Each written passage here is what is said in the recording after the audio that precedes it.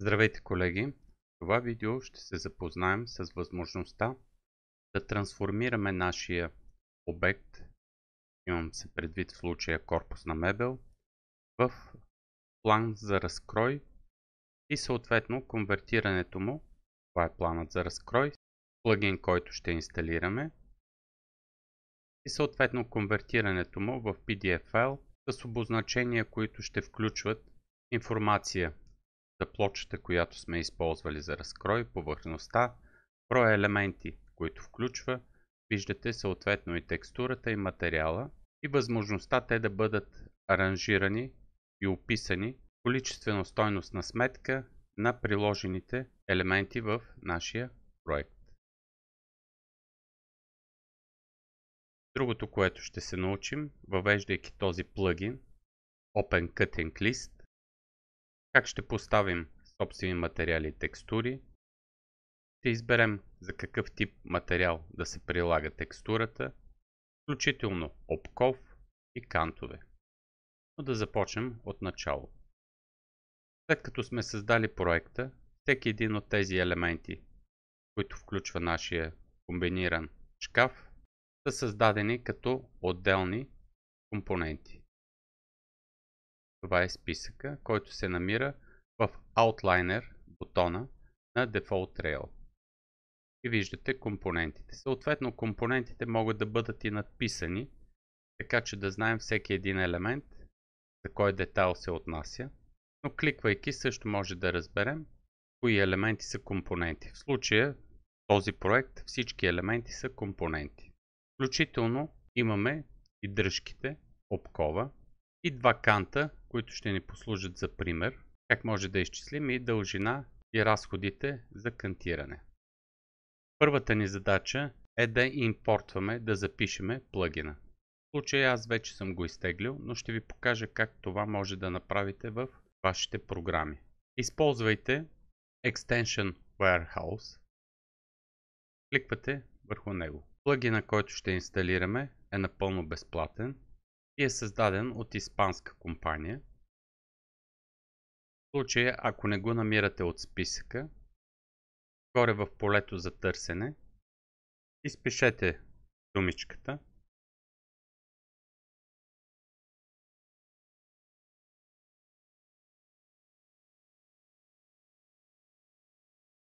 и изтеглете. Виждате, че е free, не е необходимо да го заплащате. След като кликнете върху него, той може да бъде изтеглен. Ето от бутона Install. Първата ни задача е да създадем, както се разбра, всеки един елемент да е отделен компонент. Може предварително да оразмерите детайлите, така че те да не превишават размера на плочата, който ще ползвам. Ще изключа елементите, на които няма да правим разкрой в момента. Така че остава само гардероба. Той се състои от плоскости, които са с размер дебелина на листа 18 мм и гръб към гардеробната част, който е с размер от 5 мм. Ще поставя неутрален цвят. След което, селектирайки, можем да изберем от бутона Edit на Materials и от браузера в нашия компютър текстура, която имаме предварително свалена от някой от производителите или доставчиците на готови плочи в България. В случая ще използвам ето този материал. Тази текстура ще се отрази върху целия обект. Оставайки селектиран, кликвам на плагина Open Cut List. Той излиза минимизиран в този размер. И първата ни задача е да определим материала. Какво се има предвид да определим материала? Виждате, че вече тези материали са били използвани, като това са всички материали, които имаме в компонентите, които се намират в нашата програма. Можем да изтриваме и да добавяме материали. В случая ще изтрия този, който вече съм използвал. Селектирате и кликвам на Remove. Съответно и другите материали могат да бъдат изтрити, като следващата ни задача е да направим този нов материал, който сме въвели, в нужните параметри и ориентация на текстурата. Първата ни задача, кликвайки на моливчето, ако желаем, може да променим името на материала, но най-важното е да изберем какъв тип материал е. В случая Sheet Goods, това са PDC плоскости. Отваря се допълнително разширение. Какво включва? Първата ни задача е да оставим размерите за дебелина. Ще изтрия всички, които не включвам в моя проект. И тъй като направих грешка да изтрия материала, който е на 5 мм дебелина, винаги може да въведете твой размер. Записва се, както се вижда и от текста. Ето по този начин. Enter. И отново възстанових размера, който ми е необходим. Другото важно условие е материала и текстурата, които сме превнесли, да изберем какъв размер плочи ще използваме. В случая ще използвам тази, която е на 2800 на 2070. Останалите ще ги трия. Съответно, ако имаме друг размер плоча, по същия начин както записах в горната част дебелината, по същия начин може да запишете и нов размер на плочата. След което кликваме на Apply. Вече виждате обозначението, което ни подсказва, че текстурата, която превнесахме, ще се отнася за PDC материал. Да продължим. Следващата ни задача при селектиран обект е да изберем Parts. Кликвайки на Parts, трябва да изберем бутона Generate. Това, което ни се появява, е съответно разбивка, таблица с информация на елементите, които включва нашето изделие. Съответно, виждаме, че с размер на 18 мм имаме 47 обекта, а на 5 мм имаме 4 обекта. Имаме повърхнината, имаме и обемното съдържание, необходимо за произвеждането. Другото, всеки един елемент и всеки един компонент е описан. Съответно, когато имаме еднакви по размер обекти, те се сумират. Ако искам да нанеса някакви промени върху материала, например ориентацията на текстурата, тъй като тя в случая е хоризонтална, трябва да кликнем отново на този коригиращ символ и от този списък да изберем текстура и да завъртим посоката, в която искаме да ориентираме. След което кликваме на Load. В допълнение може да подберем и размера на текстурата, като виждате, че същото може да направим и тук, в Edit бутона на Materials, но можем и тук да го зададем. В случая това, което ни е необходимо, е да задам стойност, ето тази ще променя, на 600. Информацията за това какъв е размера имам от преди това, при изтегляне на текстурата от производителя и аплайваме. Съответно виждате и на проекта, ориентацията на текстурата се промени. Така че при изрязване да се има предвид посоката. След като сме готови с този тип подготовка на изгледа, виждате, че тук имаме бутон, който се казва Cutting Diagram. Кликвам на нея и тя ще се отнася единствено за елементите, които са на дебелина 18 мм. Съответно показва ни размера на плочата. От Configuration избирам дебелината на режещия инструмент. Ето тук в Trim Size. В случая е останал някакъв размер, който е 10 мм. Това вие го въвеждате. Оптимизиране може да изберете максималното. И съответно в позиция можем да изберем в всички възможни направления да бъде създаден нашия Cutting List. Кликвам на Generate. Това, което ни се зарежда, е първичната информация плочата и обема повърхнина, който е необходим, и брой детайли, които включва нашия Cutting Clips. Съответно, важно е за нас да знаем и колко броя листов материал е необходим. Виждаме, че 7 плочи на размер 2800 на 2070 ни удовлетворява. Скролвайки, можем да видим лист по лист, съответно стрелката, която ни показва посоката ориентация на текстурата. А в долния десен ъгъл можем да видим повърхнината на отрязването. Може да видим дължината, която е необходима за изрязване и ефективността на използвания материал. Съответно бройките, дебелината на режещия инструмент. Когато сме готови с разпределението и сме доволни от него, можем да принтираме, като в случая ще използвам принтирането да конвертирам този файл, който излиза в PDF файл. Кликвам на Print. Избирам от принтер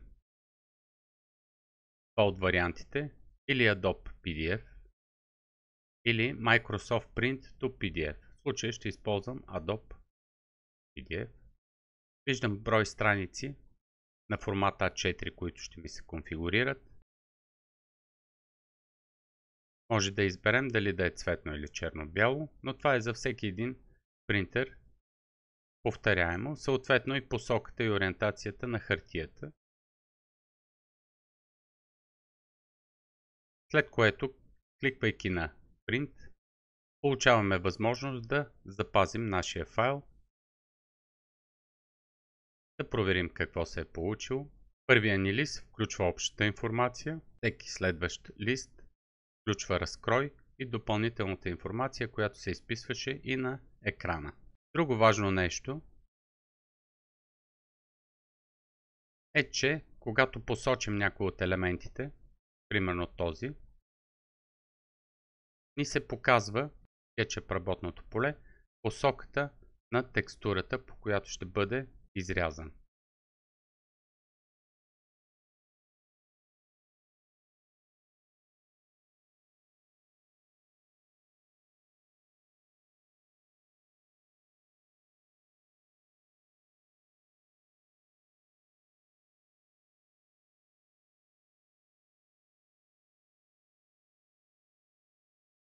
Също така имаме два бутона. Ето в долната част. Може да зумнем, за да приближим елементите. И Transparency създава възможност за прозрачност, но ние вече сме избрали от визуалния стил да имаме прозрачност, така че да виждаме и задните линии на материала. Следващата ни задача, да върнем, е да се спрем върху материала, който е за гръб на гардероба.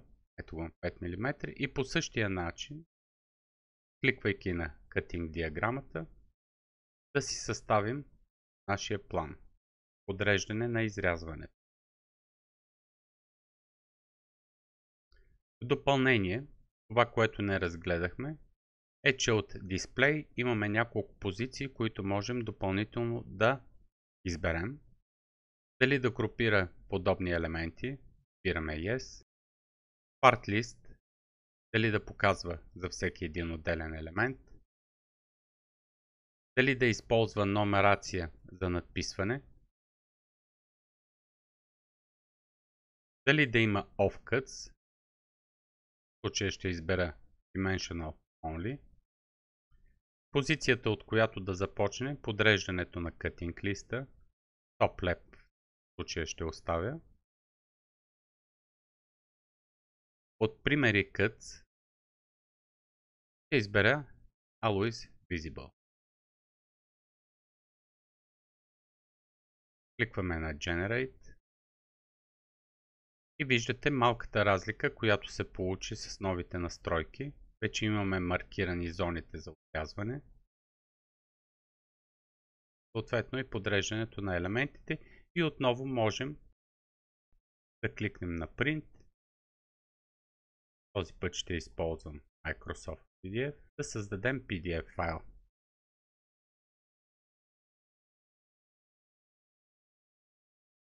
Таблицата включва и допълнителна информация с настройките, които въведохме.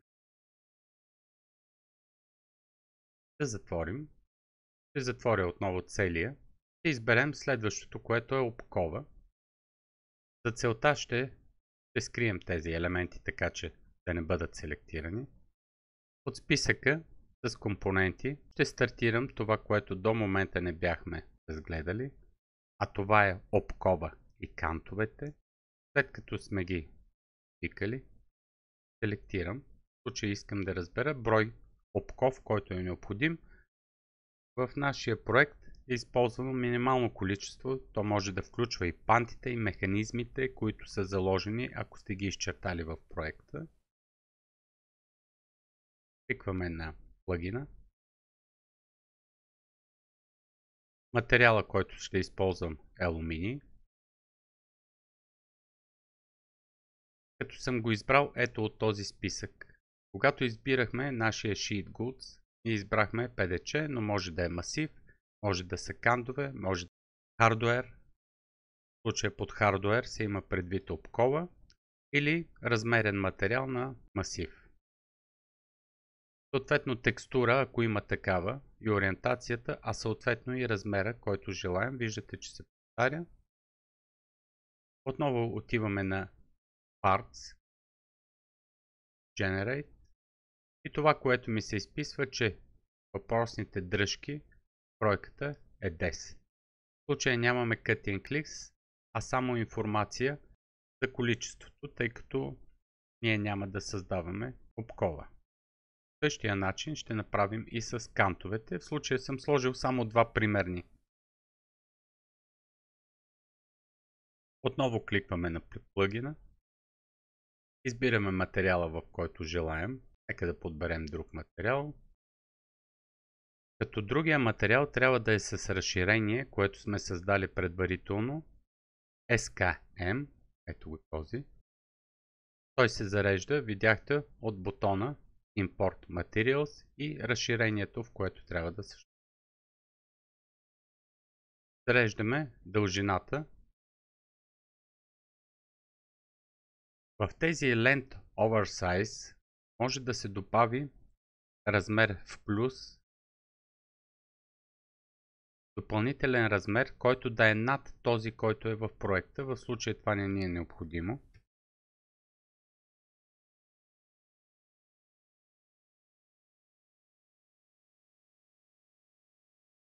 Ще подбера да е за кантиране.